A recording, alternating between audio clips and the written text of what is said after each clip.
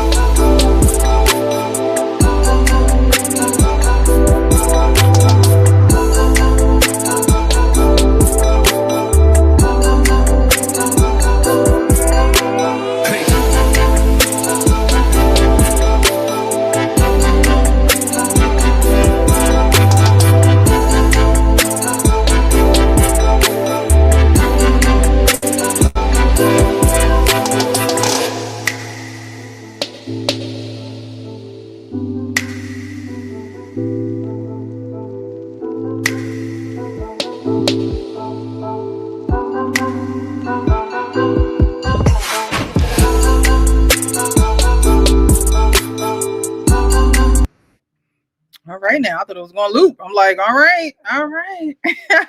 Good evening. Welcome back to the Real Precious Network. Thank you guys so much for being here. Hope you hit that like button as you come in, as you came in, as you were coming in, hit the like button, and then on your way out, hit just muscle memory. Just get used to hitting the like button. Letting YouTube land know that we are live and we are having these conversations about adoption, foster care, adoptive parents, biological parents, parenting. While we talk about adoption, both Leon and I have been adopted. While we talk about adoption, a lot of this stuff just comes down to parenting. It's not that I'm against adoption whatsoever. I am an advocate for tell them young, tell them often, tell them early. And, if you are able to dwell with your child in a solid foundation and in truth, no matter what the dynamic of your parenting child relationship is, you should be good. We just so happen to be adopted. So that's the perspective that we come from. However, everyone is welcome. Definitely hit that like button.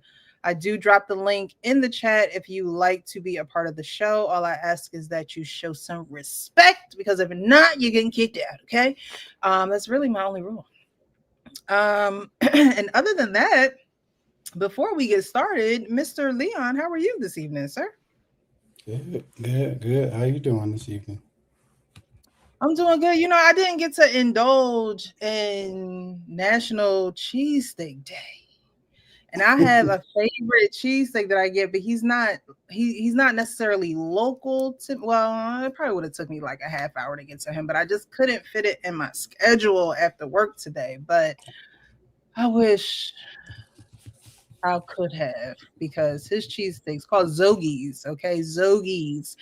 His cheesesteaks are the best. It's the bread. It's like deep fried bread. It's like no other. I haven't had a cheesesteak like that before. And he'll throw some shrimp on there. Or you can get a salmon and broccoli. Like, he caters to all audiences. Okay.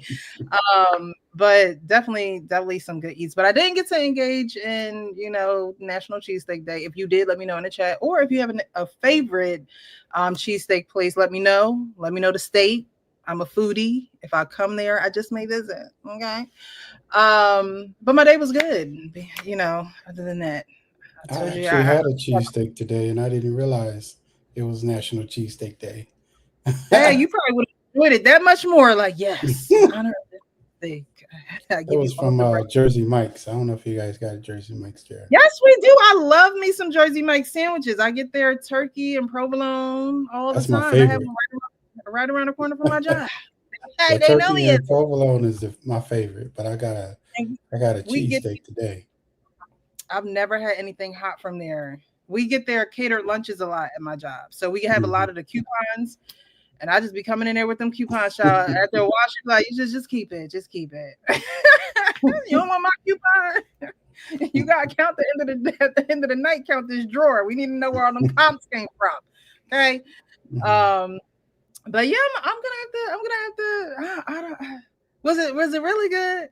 I love it. It's those the only two sandwiches I get is the turkey and provolone and the Philly cheesesteak. Okay, I may have to try it one day. I might have to try it. All right. Well, other than that, I had a wonderful day. Long day at work. You know, it is what it is. Comes with the territory. But it's Tuesday, and we're having this conversation around lies and adoption. We both know that adoption is just a family dynamic where lies are prevalent, right? Because the adoptee does not know the truth. The adoptee won't get to know the truth. But the thing about lies being prevalent in the adoption community is that no matter how bad you want to, hold that secret or not tell the truth, you have no power over when the truth is revealed. And so if you have no power over when the truth is revealed, then what you're powerless to, you really can't control. So trying to keep those secrets, for probably selfish reasons are irrelevant, honestly, in the long run. And I think that's something that adoptive parents can learn from adoptees, because whether we want to go find our families, whether our families go, finding us, whether the two meet in the middle where we're both trying to find each other, whether a family member gets mad one day and tries to just kick you real low and tell the secret, no matter what the situation is, the truth is probably going to be revealed. You should probably lean on it being revealed than you trying to withhold it from the adoptee. So I saw a video, and it's an adoptee telling her story and the lies that her adoptive mom told in order for her to get adopted. Okay. However, before we get to that video, I want to play a video before that. Before I do that, I want to give a shout out to everyone that's here. So y'all hold on, we're gonna get there. All right, hit the like button as you come in. Let's go. Fishing the fit, showing some love. Average man says good evening to you as well. Worldwide collaborations, good evening, sir, ma'am. I don't know. I don't know. All right, JM in the chat showing some love. Jay Walker, good evening. Mixed Chick, hey everyone. Hey, hello. Hola to you as well. Great to see you live.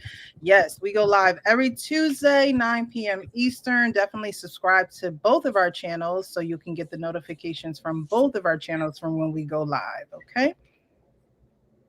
Who else up in here?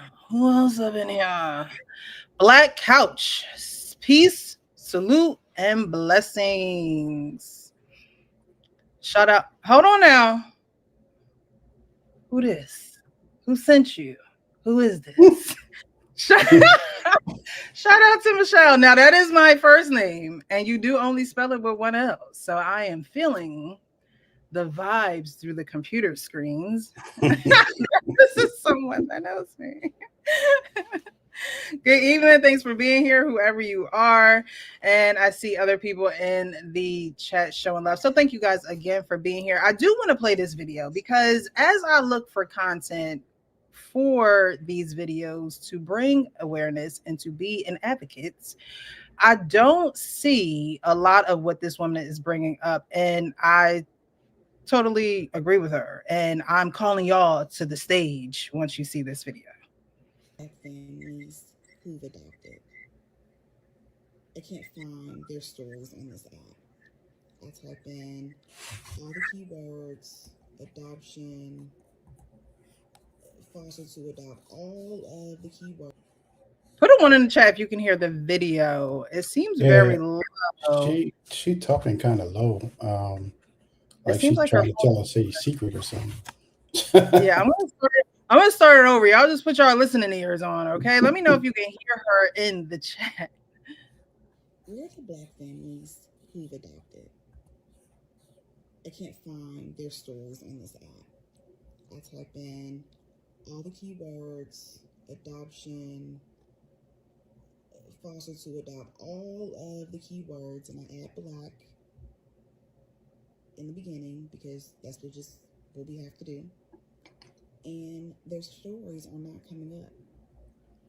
It is white families who adopt black children, and there's nothing wrong with that. However, I'm looking for the black families who have adopted. That's that is the story that I want to learn about, and I cannot find them. All right. So, if you did not hear what she said, she asks, where are the black adopted or adoptive parents who have adopted? Like, where are the black adoption stories? Right? She says that's what she wants to learn about, and she doesn't see a lot of that um, on the social media platforms, whether it's TikTok, Instagram, Facebook. Now, Facebook, honestly, I haven't really explored Facebook when it comes to this topic, and I definitely should. But usually, if it's on one platform, it's on the other. That's usually how people have their content uploaded, on all apps, some type of automated way, right? Hmm. So I wanted to bring that to the platform because it makes for an interesting conversation and an interesting discussion around adoption. That, a lot of the Black adoption stories that I see, there are Black adoptive parents who will adopt maybe out of their race, and so that's a message that's being told, and they're advocating for transracial adoptions. A lot of times I'll see Black adoption stories that are not always shown in a good light, but I don't see a lot of Black adoptive parents coming out saying, what, we adopted children and this was our experience. This is what we had to learn. These were the difficult times. I don't see that. And that in our community, okay, in our community, I don't even gotta say it. Like, I feel like you already know. What stays in the Adoption, it's not a sexy topic. It's not a topic like if you look at all of the content creators online, well, some of them, most of the topics are geared towards like talking drama. down about people, drama, or people going back and forth, or people talking about, what's going on in the world with with politics or stuff like that. But like, you don't really hear. I mean, we know that there are people that's been adopted by black families. We're Right, looking at two of them. right. So like, but yeah, you're right. Like, you don't see. I mean, unless you I think adoption content is the content you actually have to seek out and search for. It's not just going to pop. It's not going to just sit there and pop out at you, right? Like so, Mhm. you actually have to start searching for it so it can get into your algorithm, and then you'll start to see some of that content, come along. But someone as myself who does search for it, I'm like, I see a lot of transracial where you have children from China being adopted by a white family. You Right. have even children from Kenya, Liberia. Like, you see a lot of transracial. You see a lot of um, even white families who adopt Black children. But you don't really see a lot of Black families who volunteer to speak about the adoption experience. And I think that is sad, honestly, because, like you said, there are a lot of Black children who get adopted. Like, we're out here, right? Hmm. And, another point that you made, adoption is not a sexy topic, but you didn't adopt kids. for the sexy look. Like, you know what I mean? You didn't have kids one day and then another day you popped up with them. And everybody know that it takes 9 months for them kids to bake. So, it's a very obvious thing when you do it, even if you adopt babies. People in your personal life know your struggles. They know that you didn't have the babies naturally. So why not be why not support a community that you want to benefit from in some kind of way? Hmm. Like why not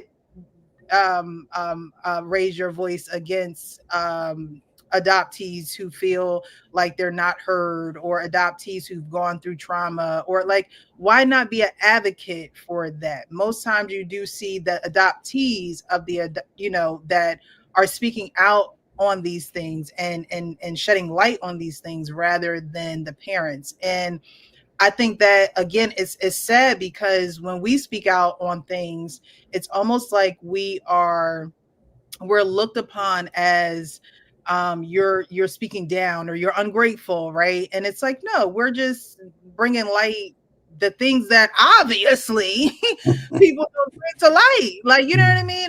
No matter how you try to convey that message or make that the main message of how we present and things of that nature, it still is looked at like the opposite, since the parentals or the parents that chose this is not speaking out on the topic as well. It Hmm. almost looks like a me against you type thing when adoptees really want it to be a collaborative project. Like this isn't a go home and do this project by yourself. No, this is a group project. Like everyone has to be involved, right? But when you only have one person speaking over the whole project, there can be an issue with that because there are point of views that are not made that should be present, that should be on the table for other people to hear the exchange of thoughts. Because you got to think about when you like when you get adopted, like you don't have a choice. Like Right. it's you know what I'm saying? Like so like it's when the parents are making that decision, they're making it, they're obviously looking for the long term goal of, raising you and helping you become a good, productive citizen in the world. But also, I mean, you're I go back to it, it's like you're in the twilight zone. Like Yeah. it's like you Like, just there, okay, adopted now. Okay, what do that mean? You know, and I think it really goes back to, um, not forging or bridging those gaps. Like, all other groups or all other you have all other types of groups, but like I never met anybody that was adopted when I was younger. Like I you're like can't one of the that. first friends I have that's actually adopted. So, Wow. um, and I think being not attached to that community for so long, you know, and I don't know if it's on purpose or it's just that's just how it happened. But I never grew up around anybody that was adopted, you know, and I don't know if you have, but like when you are just trying to figure it out, you just think, you know, I just think I'm just part of another family. I don't really look at it like that. But when you go and you look back and you think about all of the things that you have went through or all the challenges that you have faced in life, um, you're very thankful for the things that you have come across and the blessings that have been bestowed upon you because you haven't gotten in trouble like a lot of people. And so, I think it's just being not attached to like the adoption community where you could have like a group of friends that understand like your journey. They understand where you are in life. Right. And I can't I could probably think of one group of sisters that I knew was adopted, but that was later on too. And she actually commented on one of the videos. They were adopted by a white family, and I don't believe I've ever seen her family, but we used to take the same bus, Hmm. middle school and in high school. So I didn't know back then, but like I said, in high school, I learned about it. But that just goes to my point. It's not talked about. It's not. Hmm. We're not. We're accepted as the children of those who have adopted us, and they are the support that we need. The people who aren't adopted that adopted us are going to support us, Hmm. And I'm not saying that they don't support us. However, when you Right. are among others who have gone through like experiences, you can relate to them on a different level. Hmm. Relating and adapting to your adoptive parents is a different dynamic because as an adoptee, we feel out of place. We feel like the kind of like the burden, right? Like, oh, you interrupted your life to now take care of children.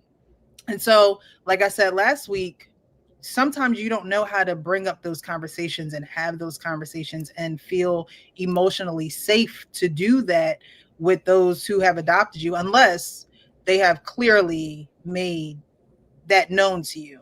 But if you don't, either because you don't have the connection or just because you're fearful, you need a peer group that is going to be able to relate to you, because I think that all adoptees, like I said last week too, like we should have free therapy for life. Um, but we need an outlet. And if that outlet is that outlet for us has to be talking. It Hmm. has to be talking, because if we don't talk about it, it's going to live inside of us for so long, and it can turn into a negative agitation to our lives, to how we function and how we show up.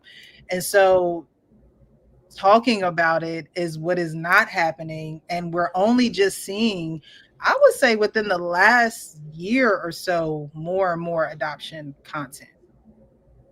Yeah, like when I was searching for it, I come across different kind of stories, but it's mostly like reunion type stuff. It's not really people. I mean, I have come across a few stories. I think I sent you a couple of them. But it, it's not, yeah, it's not that much content out there, you know.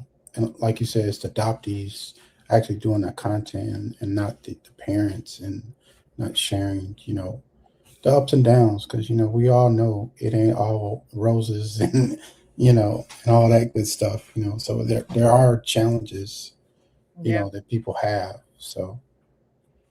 And that even goes into the, a lot of black households, it's what goes on in my house stays in my house, and that goes for adopted kids and biological kids, right? So we have Yeah. to understand that adopted children come with, um the first thing you're experiencing with your adopted child is loss. That is the first thing you're faced with. Like Hmm. before the ink is dry on the adoption papers, your child is coming to you in a deficit, literally in a deficit. And there are some parents who understand that, and then there are some parents who don't know how to make that loss inclusive of them also gaining. You know what I mean? A lot of adoptive parents come in and they give, and they try to shower an adoptee with so much, not realizing that we don't even need all that. It's like we're buried underneath of the stuff that they're like that they're giving us. Like, wait, hold on, whoa. Like, oh, this is great.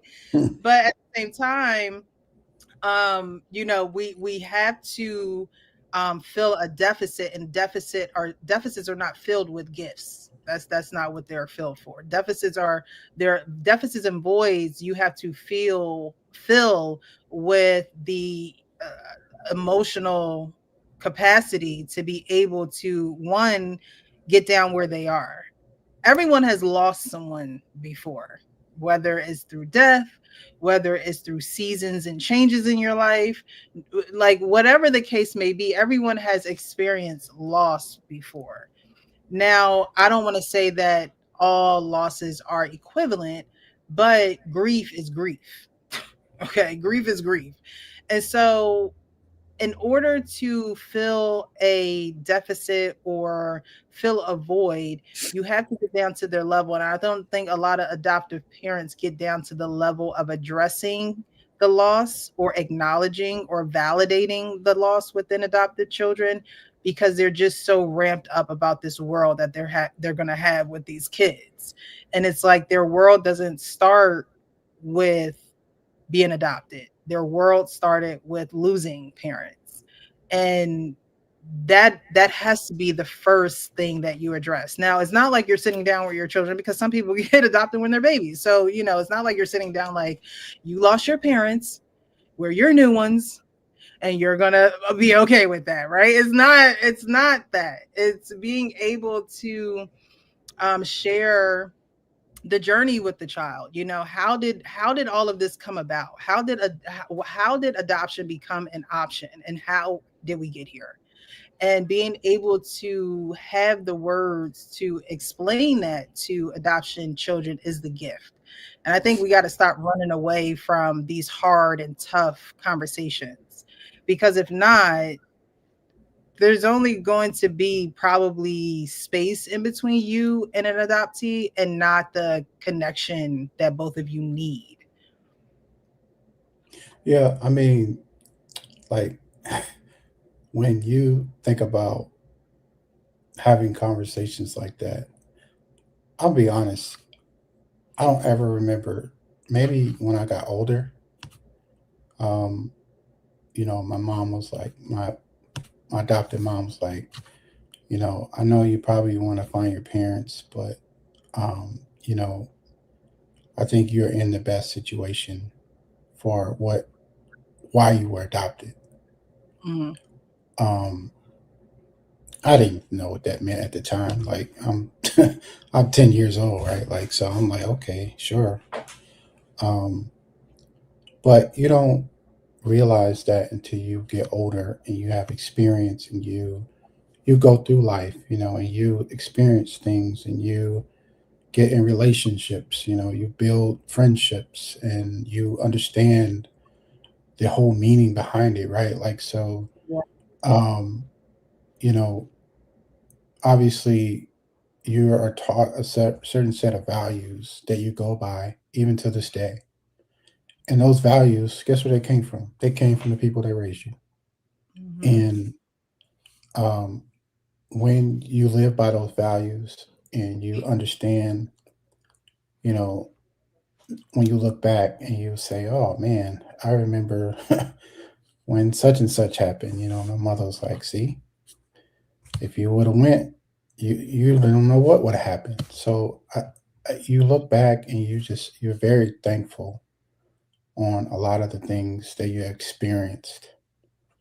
Um, yeah, and I do think those conversations need to be had, but like they are tough conversations. Like tough conversations, like when your mom, when you have to talk about your parents about them transitioning on to the next phase of their life. That's a tough conversation. You know. See, I don't feel that way about that conversation, because I mean it gotta happen. Like, we have to. This is the thing. It's tough because death is a subject that everybody wants you to stay around forever, or nobody wants to imagine you being gone again. Loss, grief, right? Nobody wants to Hmm. imagine you gone.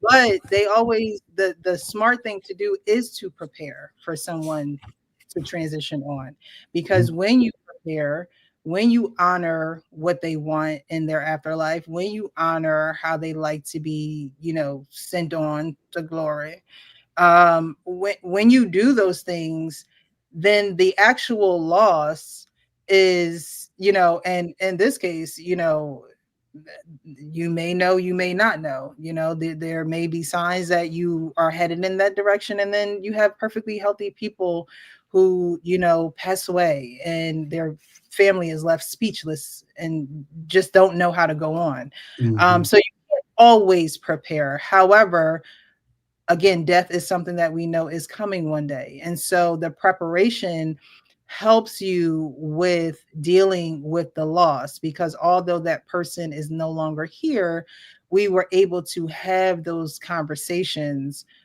surrounding that. Why do you feel like I don't am I heartless? Like why do you feel like that is a difficult conversation? No, I mean, Is that a difficult conversation? I tell people all the time, like, I don't want to be buried in no dirt. Cremate me no, but and pour me into the sea. what Like, when I say hard conversations, there are people who literally, and I was one of them at the beginning. I was literally dreading talking to my mom about this like years ago, mm, but I had to because, for one, I'm from Michigan and I was living in Michigan at the time. And so then I started getting jobs in other places. So like I lived in New Orleans, okay. then I moved from New Orleans to Virginia, now I live in Maryland. And so um I couldn't be there every day for my mom like I was before. And so I was worried that if something happened, my sibling would not, he wasn't the most responsible. Okay. So I had to step up and I had to actually be the older person when I'm actually the baby of the family. So Mm, okay. I had to actually make those plans, take those steps, um, you know, go to the bank with her, get my name on the bank accounts, get my name on the house, all that stuff that goes on with that, right? And Mm, so when she passed away, I was here mm, in Maryland in 2020. mm. Okay. And so I had to go back home.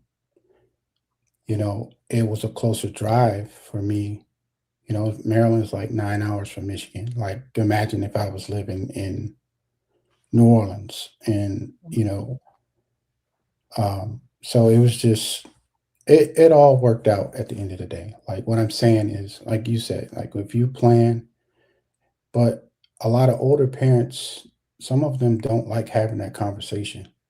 They try to put it off and put it off and put it off and put it off until, you know, unfortunately, Yeah.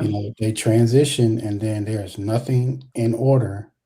And then you could be fighting with your siblings in, probate court for 20 years and none of y'all get nothing. So what I'm saying is to say this, like, if your parents are living and you need to have that conversation with your parents, like yesterday.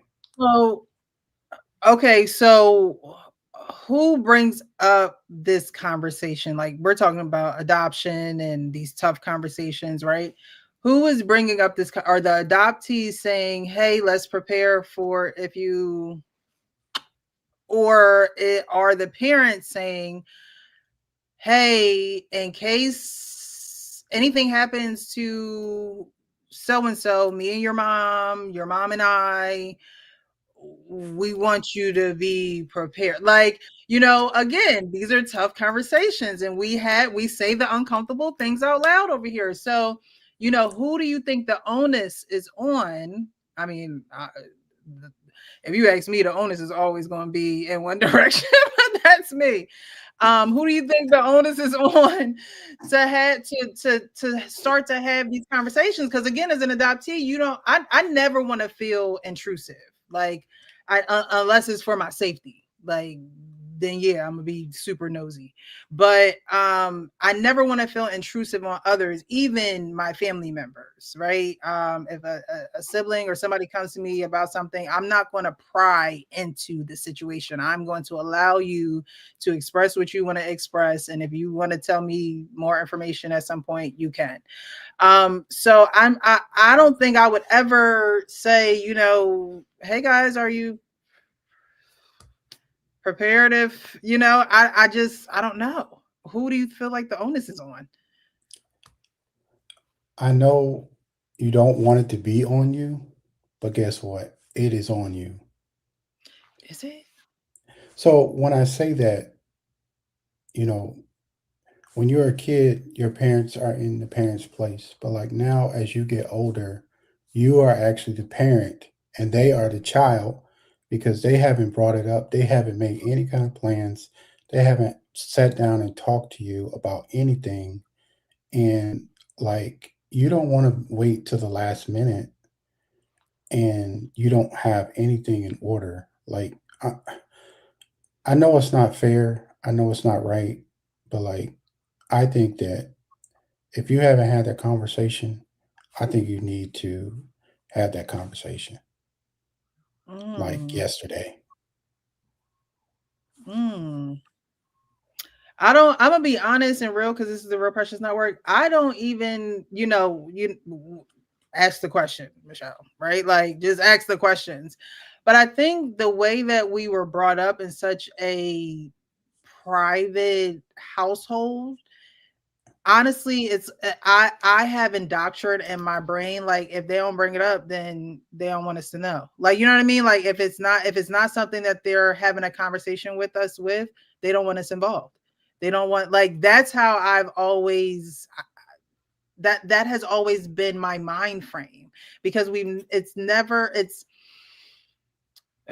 it health and things, like, I know that both of my parents have health issues. I could probably tell you some of my mother health issues, my dad, one or two things, but I don't know to what extent and things like that, because my parents are very private and we really don't have the connection to, for me to feel like I can even ask you things like that on a personal level.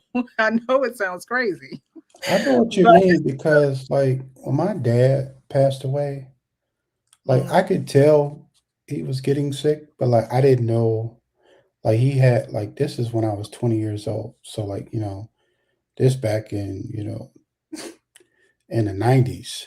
And so um he had cancer and I didn't know we didn't know what cancer like, but I could tell like he was getting smaller, he started losing his hair, like he was getting real frail and so my mother, she handled all that. Like she took care of everything. Like we didn't do anything. So um but like when my mom passed, everything was on me.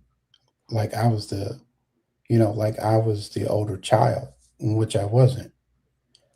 But sometimes, look, I'm just gonna tell you this now. You need to break that shell. You need to crack that. you need to you need to break that ice and say, look, y'all ain't getting no younger, and I ain't either. We need to talk about some things. That'll be on Trust my me. to-do. Put it Trust on my me. to-do. I'm serious. I just, I don't know. We just never had that type of relationship, but it's reality, right? What's crazy is I had to bury my biological mother. I'm over funerals, child. But anyways, I Wow. had to bury my biological mother, and it was nothing that we planned for. It was nothing that, so I understand the financial part of it. Okay, it's gonna cost to, put give someone back to God. Like, it's gonna cost to do that. But as far as the actual plan and motion and what my parents, financial situations would be like, we don't know. I Honestly, I haven't had a key to my parents' house in God knows how long. I probably was like a senior in high school. If an emergency was to break out, I wouldn't be able to even get in there to help them. So that goes to show you, like, that is the dynamic.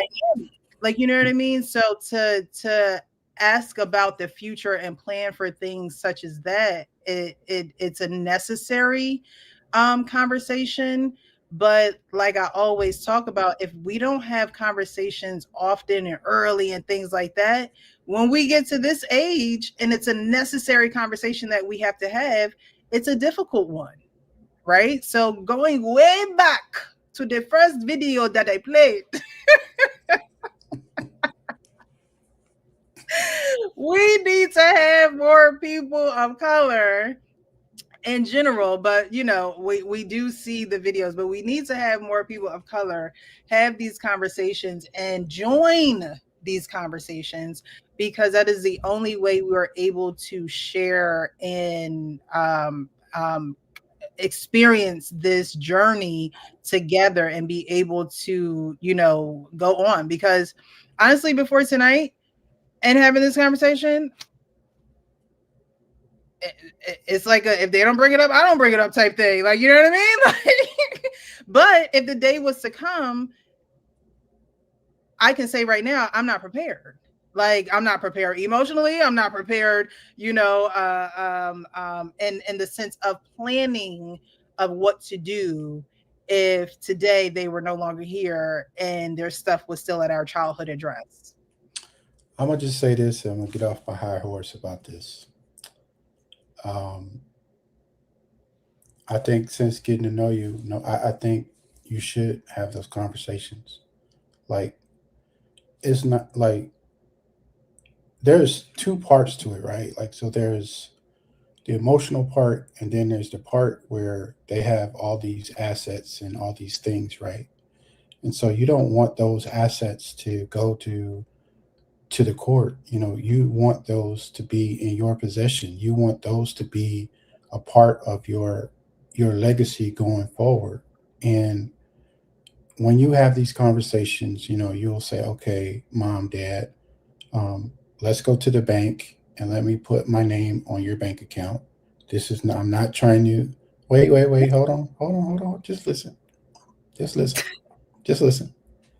You could preface it in saying, like, look, I'm not trying to be nosy. I'm not trying to um, take anything. This is for safety reasons, because when you transition, do you know how hard it is to get into a bank account when somebody has transitioned? It's like, if you don't have the death certificate, like all the funeral stuff and all, it is damn near impossible. Like, if you do this beforehand, like if you get I, on the, if you get on the mortgage, the everything, everything, and you will be so much. I'm not saying you'll be happier like when they pass, but like if they were to pass and you had all this in order, that's just one level of stress that you wouldn't have. I can understand where you're coming from, and I hear what you're saying. I don't have the parents where I can say, "Hey guys, put me on your mortgage, put me on your bank accounts." As far as assets, it goes back to the video that we played. Was it last week when the young man, his he was adopted, but his parents end up having a biological child, and the biological child had the school college fund, and the adopted Oh child yeah, did not. yeah. If there are assets, if there are things, that are, I don't know. I never grew up to be a spoiled child. I never grew up to be the child that when I asked for things, the answer would be no. So I found a way to get it done myself. So when it comes to assets, houses, things of that nature, I don't feel like I'm attached to them now anyway. And I hate to say it, I hate to say it, and I know the stress you're talking about. The stress you're talking about is the monotonous paperwork and the home and those things, getting those things together and in order, your affairs in order, right? But I strongly believe that the onus of that should be on my parents, because me coming to you telling you what to do, that was never something that went down in my home anyway. So why at a certain age now am I going to come into your house and tell you what to do with things once you're not here? I just don't, that's just not the way that our family flowed. When the conversation comes up, of course I'm going to be engaged, I'm going to be listening, I'm going to be following instruction. But I don't the way that I grew up, I don't see the conversation going, hey guys, we're worried about when you're no longer here, I think you should start putting our names on things again. I haven't had a key to my parents' home since I was in high school. So if it was something that they wanted to be in place, I would think, and I could be wrong for assuming, right?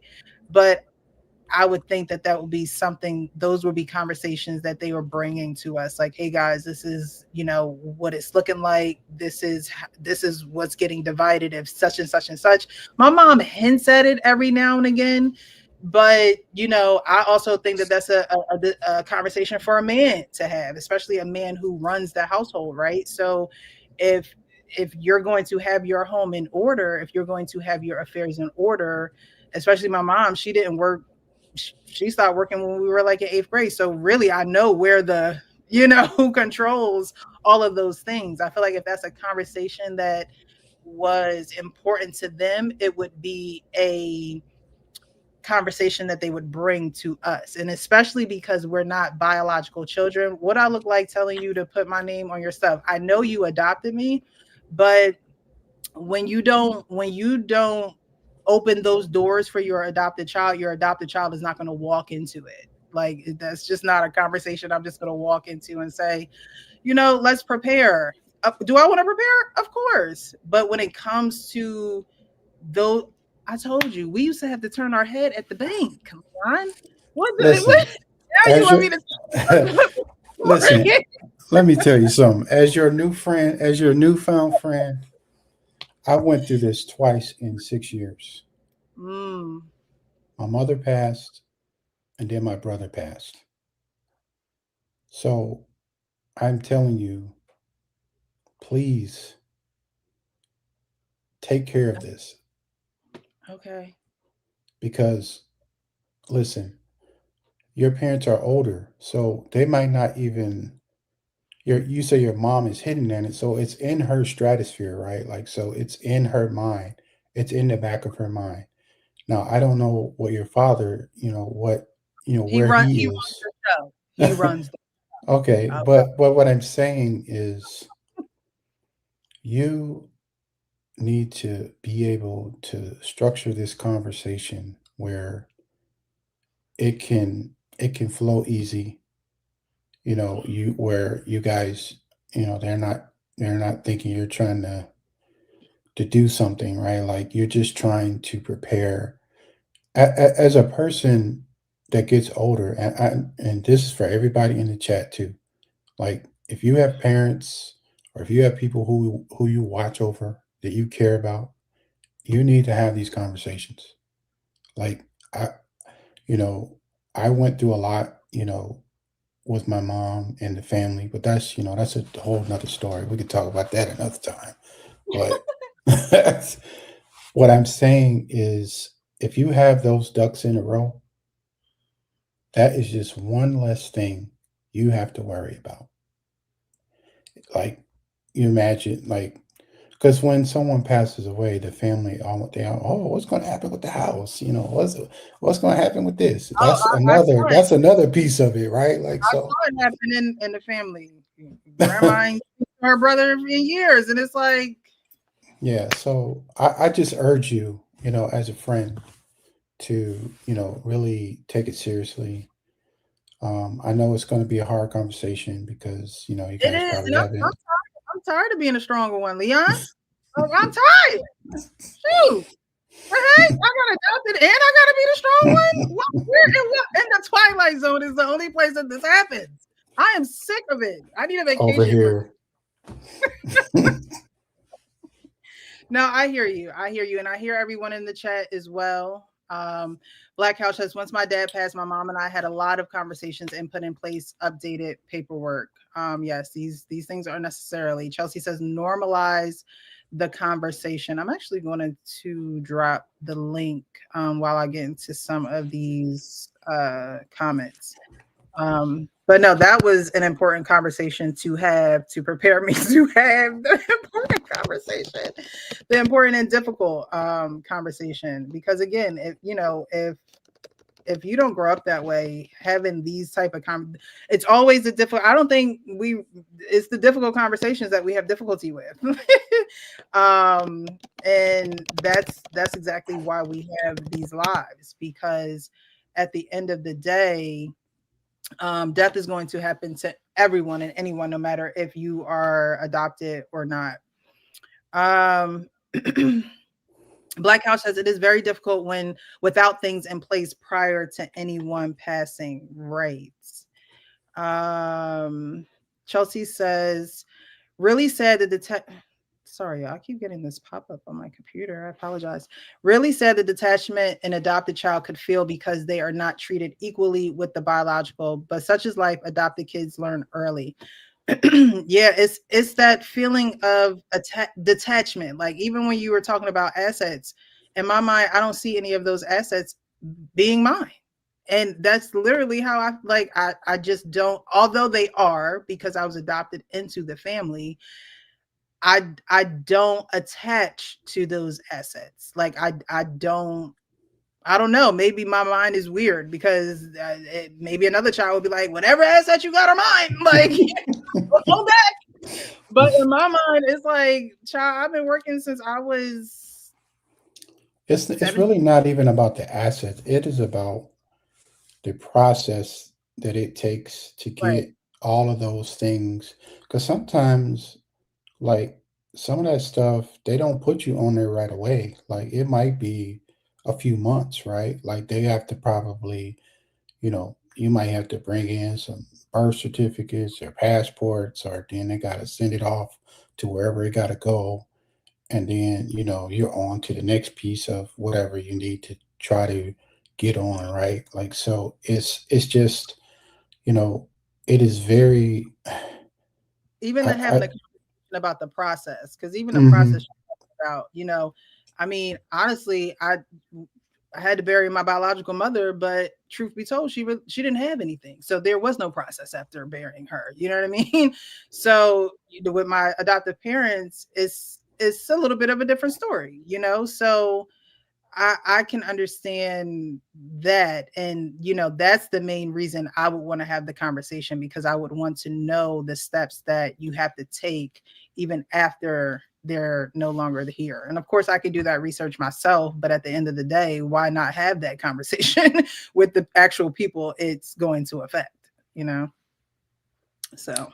Yeah, I mean, you have to, like, it's just, listen, I just went through it. So I'm telling you, it is such a relief when you have all that stuff in order. And like, my mom and dad, they were married for like 30 something years, 30 plus years. So they, back in the day when you got married, they bought plots together. So my mom had already bought a plot right next to my dad. And when she passed away, we buried her right next to him. So all, the insurance paid for the funeral, and then we got whatever, we bought whatever we wanted, after that, for the funeral and stuff. But it's definitely um, just like Nike. Just do it, okay? That's one of my sayings too. Just do it. Right. You're right. I just don't want to get the why are you talking about things that are none of your business type of. I'm just saying, all right. Honestly, it might be a good idea to speak with an attorney beforehand Knowledge is power. Understanding your rights as an adopted child to what you are entitled to would be good to know. Yeah, because maybe there's a clause in there that you just never know. According to my adoption paperwork, it does on the last line, it does say it has verbiage to the point of us being adopted into the family as if our parents birthed us, and if there are any assets and things like that, that we are entitled to them. Now, I didn't know that prior to getting those adoption papers. That wasn't told to us during the adoption process. So you can only imagine again why I feel no attachment to my parents' fortune, or like their assets and things like that, because it just never was. We take care of you, we go on trips, we da da da da da. But anything outside of that, like, it's just not, wasn't a conversation. Definitely speak with an attorney. Adoptive kids could probably contest a will if the biological children try to get everything. Well, in my case, there were no biological children, so my brother and I we're biological siblings, that were adopted together to my parents. My parents could not have children, um, so that wouldn't be the case, but I don't, that's the conversation we have to have. So thank you. Just Thank you. just do it. Just do it. I might I'm send gonna my be brother. on you every Look, I week. might send my brother ahead of me. Bobby, you go see what the vibe like. So put your Now toe in the that water. that is something you have to figure out too. You know, like one day you might try to have a conversation. You're like, oh, they not really. That's not that's not the vibe today. Let me let me try this another day. But you have to, you know your parents. Like you got to figure out when they're in, that, I would say, like that centrical mood, like where they're willing to talk about just about anything. Is um, you know maybe start going. I don't know how often you visit your parents, but maybe go and start, going out to dinner. Maybe once every 2 weeks, and figuring it out. You know, it can be done. Like you can do it. Yes, it can be done. That's It can be done. Um, a lot of things can be done. A lot of things can be done, but are they? Just keeping it real. Like I said, I'm tired of being strong. All right, we're gonna go on to the next video. Good evening, good evening. Thank you so much for being here. Chelsea says, if you are the only children, definitely have the conversation together.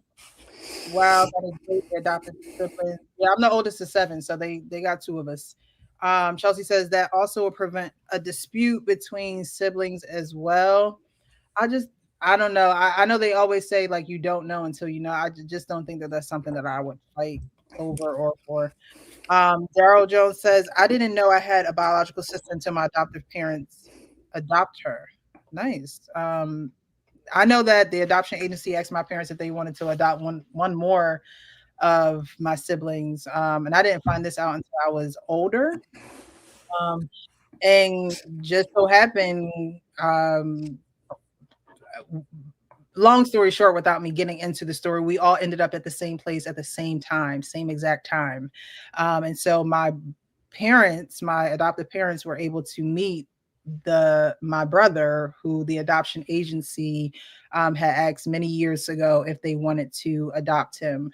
He ended up getting adopted by a white family, and I don't know what his journey was during that time he was adopted, but I know it wasn't always a smooth one for him, especially being a young black man being adopted by white parents. It's just you're starting off again with loss, right? And so but like I said, it just so happened, God would have it, that we were all at the same place at the same time and they got to meet him. um but it is a beautiful thing when siblings can stay together. If you don't want if you're not going to talk about adoption and their origin story, at least give them one of their siblings, like someone they can relate to in some type of way. Chelsea says, think of it like a prenup. If all kids understand what the will is and agree to it, that can be beneficial if anyone tries to contest. I hear that. Maybe that's why I don't have an issue with prenups either. like, like we coming in this thing when we leaving with what we came in with. Like, I'm not trying to fight nobody for their money. I'm not built like that. I'm not built like that. So, if it's I'm not money hungry and looking to benefit off of someone in any financial way. But when it comes to parents and the process of death and things of that nature, I do understand is that I need to know the process and what is all involved with that. So I'm prepared to handle the situation as best as I know how. Yeah, you gotta understand, like, um, it's not even about like whatever they have. I mean, I don't know your parents' situation. I'm not saying that, like, you know, whether large or small, it's really just having your ducks in a row and really mitigating the risk of um, having more uh, like emotional stress than you need, because you're already going to be all over the place. And I'm just trying to help you to really understand that if you do this, you will be more thankful in the long run of your outcomes. And like you won't have to be like going to court, going to this court, going to this court, filing this, filing that, doing all that stuff. You don't, I'm just trying to help you. I receive that. I appreciate that. Um, Oh man, this pop-up keeps popping up. I am not Sean Bolden says I am not against prenups, but I don't want to leave either. Okay. Get a prenup and don't leave. All right. I don't know. I think that prenup set things in order. I think that sometimes people need instructions, and there's nothing wrong with needing instructions. A lot of people cannot fight through the emotions of a situation. And like I said, that's why I want to be prepared with this whole, preparing for the future thing, because I want to make sure I understand the instructions going in, and like you said, alleviating some headache in the future. And since you've been through it, you know what you're talking about. And so since I haven't been through it, I don't know what I'm talking about. And so having the conversation is going to bridge that gap. Yeah, and also, you want to understand, I huh? thought it was fireworks and it was my ice maker. I was like, somebody.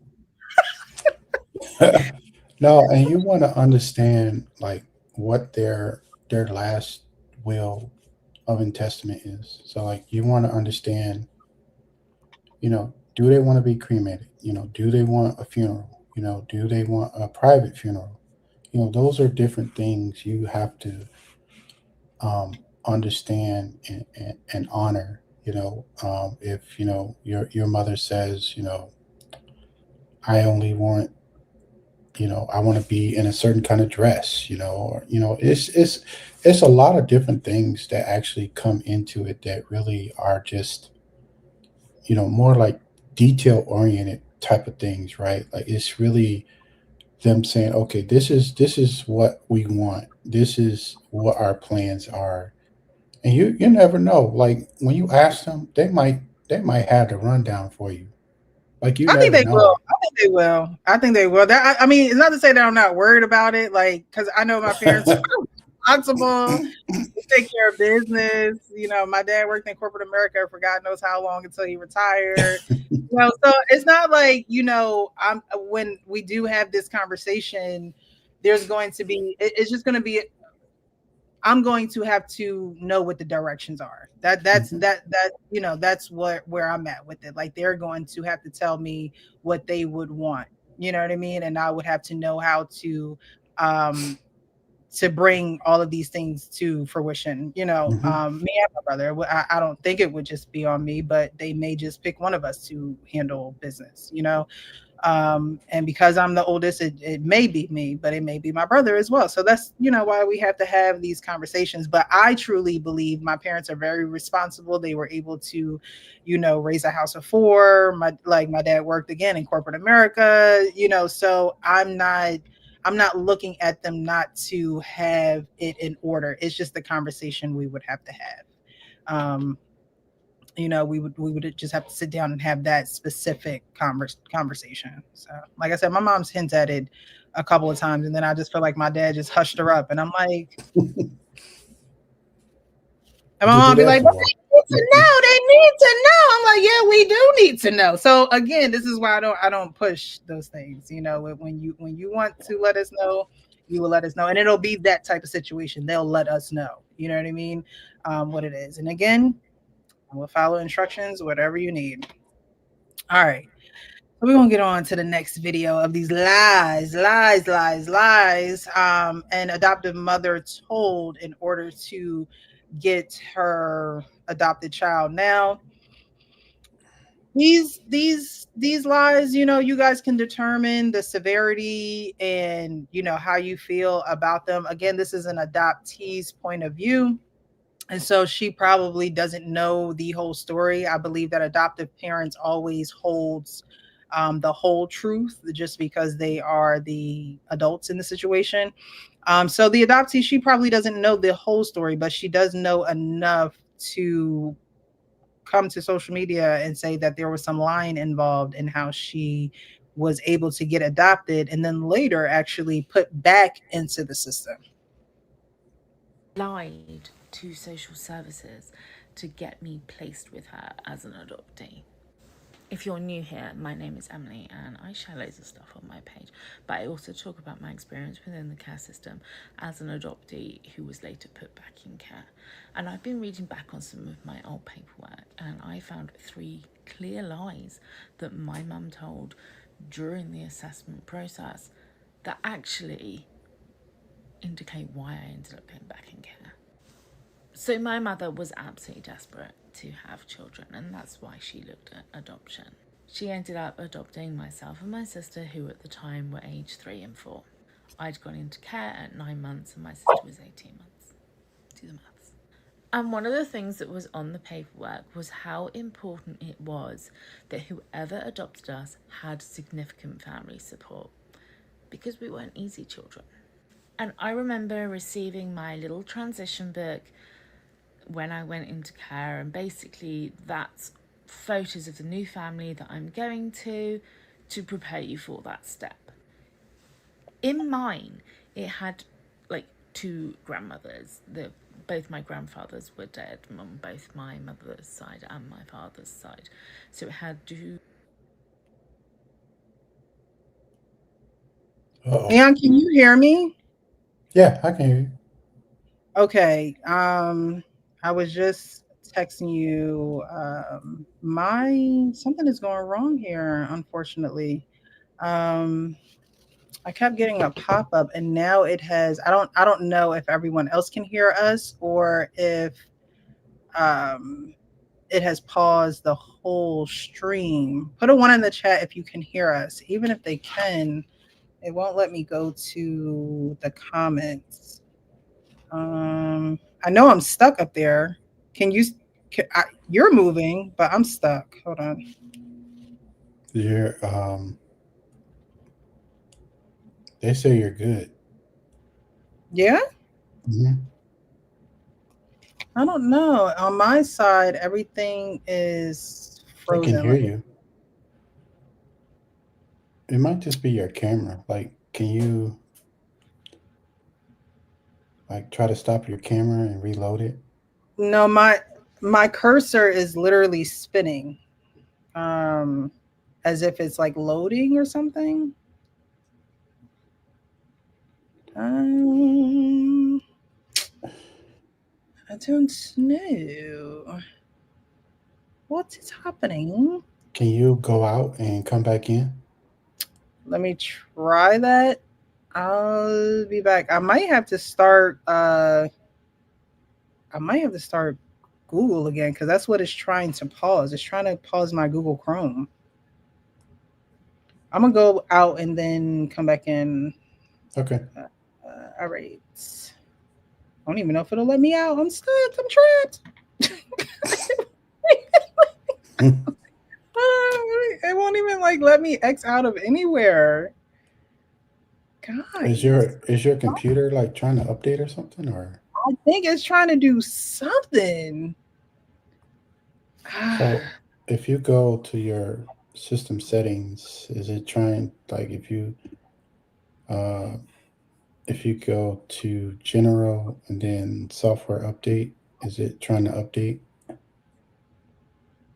don't know. Let me see. It's trying to force quit my Chrome, is what it's trying to do. Now it won't let me back in. Oh my. I apologize, guys. You can She still said hear me, they say your photo is just froze, but they can hear you just fine. which is weird because on my and now it won't even bring up Chrome altogether. Let me force quit. I'm gonna come back in and just Okay. cut the band-aid. All right. So while she tries to come back, hopefully she can come back. Thank you guys for joining us. Appreciate you, Rain, Chelsea, everyone else in the chat. Can you guys hear me? Mic check, like Verizon.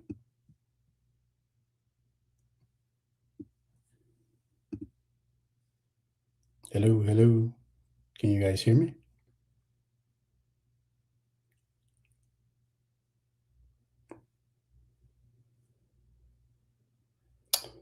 All right. Yeah. So Okay. So I she think we're is back. back. However, I lost the video. My day was well, Rain. Now you're Huh? now you're Say that again. you're freezing now, right? Or Really? is it just me? Maybe my Maybe your computer is trying to yeah. update. Maybe your Chrome We was trying to struggle update or streaming something. right now.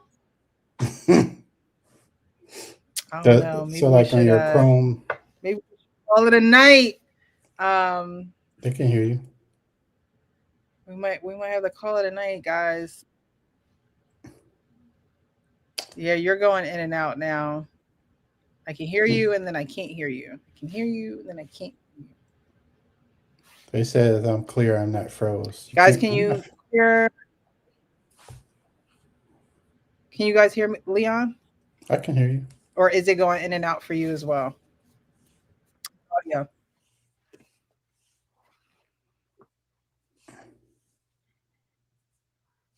Oh, StreamYard is trying to take us out. Trying to Probably take us out, StreamYard. StreamYard. All right, I'm not seeing any more.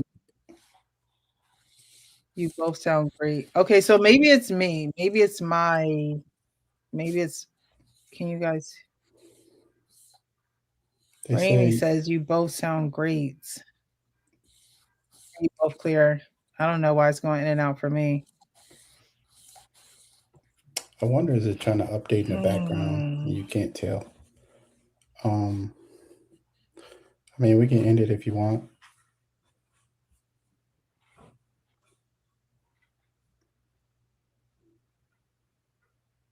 I You heard there? if you I and then said it we can. paused. We It went can out. end it if you want. I think she's having some problems hearing me. I feel like it's updating in the background. I am. Either I'm so your sorry. it's I either hear your like Chrome. every other word. Let me go out, come back in. I don't know. I may have to shut down. Um I'm gonna come back in. if we was at church, they'd be like, the devil is a liar. I don't know what's going on, y'all. I'm sorry. I'm sorry. I'm sorry. All right, now it's just me. So I could see myself moving. I'm sure you guys can hear me, but when I came back, I only could hear every other word that Leon was saying. All right, there we go. How's that? Is that better? It's better, but it still sounds like robotic, like going out. Um, I don't know. I don't know if it's StreamYard or what. I don't know if it's my computer just acting crazy. Um, because it made me force quit Chrome. So I think it's like past StreamYard. It might not be StreamYard this time. So on Chrome, in the right hand corner, does it say that it's ready for an update? You know, sometimes when the Google Chrome, do you see that it's ready for an update? Oh, do I need to update on here? Yeah, I probably do for sure. and you probably like your system updating too. Sometimes it'll update in the background. But if you want to end, like we can either keep going or it's up to you. I think we should probably end it. Okay. I don't think that we're going to be able to give a cohesive show because I'm going to be like this trying to hear you. What did you say? Trying to hear you through my eyes. Like, wait, hold on, what? And I can't see you talking either. That helps. I'm a very visual person, so it's like you're in and out, and then you're pausing a little bit too. So I'm getting lost in translation here. Okay. But I appreciate everyone who was live with us, went through technical difficulties with us. We had some tough conversations, and my friend here, Leon, was like, just do it. Let's Had the do tough it. conversations. But the video that we were able to watch wasn't even, the topic for tonight. We try to get into that one, but we do need more African American voices, adoptive parents' voices in the mix. It's important for us to have a cohesive conversation and, be collaborative in this journey called adoption together.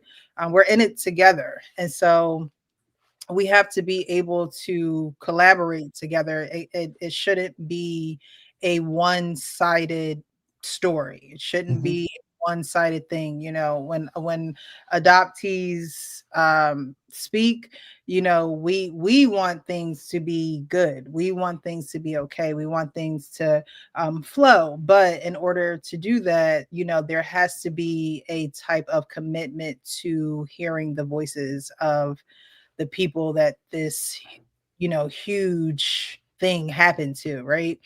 It wasn't just happening to us, it was happening to them as well. So if don't make me feel like you adopted me and then abandoned me emotionally when it's time to have these conversations, because at the end of the day, it is full of emotion, right? We can bring logic in it as much as we want. We can bring matter of fact in it as much as we want. But at the end of the day, every adoption and foster care story is just not the same. We experience similar experiences, but they're just not the same. The love and care that one person received may not be the love and care that another person received, although they both were adopted. They were, they were under the same dynamic of family. Doesn't mean that they were adopted by the same family and received the same love, attention, and recognition and validation. So thank you guys. We're gonna end it here. Sorry, it's a little bit premature. But we appreciate you for rocking with us. If you enjoyed the show, definitely send a cash app, support the platform. Definitely follow Leon over on his channel as well. I know that you said you want to start to go live, so me and you can test those things out in the background and make sure that you're up and running. But Leon also streams these to his page, so I appreciate that because it allows different audiences to become familiar with my content as well. Join us tomorrow. What's tomorrow? Wednesday. Wednesday. Wednesday, 9 p.m. Eastern. We're going to have the men's forum here. And yeah, mama was stealing money, okay, from her son. We're gonna talk about that. Mama was stealing money from her son, and then her son got married, and the wife said, I ain't having it. I ain't having it. So we're going to talk about that tomorrow, 9 p.m. Eastern. But until then, you guys know here on the Adoptee Foster, we say the uncomfortable things out loud, even if it's uncomfortable for us, okay? Because tonight got a little, you know,